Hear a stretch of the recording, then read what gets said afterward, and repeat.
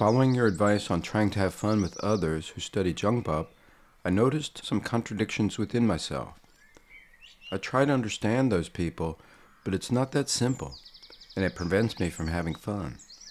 Master, please help me understand better. Thank you. I didn't speak about spending time having fun with people. What I said was to enjoy listening to Jungbub lectures with others. The important thing is to have good conversations so that we can exchange energy, revitalize our strength together, and bring joy into our lives.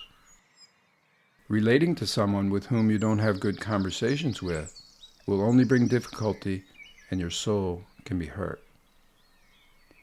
If this occurs, always speak respectfully, ask for distance, and propose to meet again after studying a bit more. If instead you try to deepen this relationship, not only will your soul become deeply hurt, but also you will get sick and it will be hard to recover.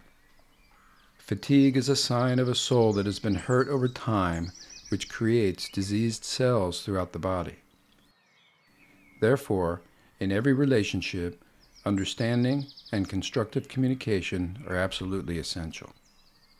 Know that the power of words is the greatest force in the universe.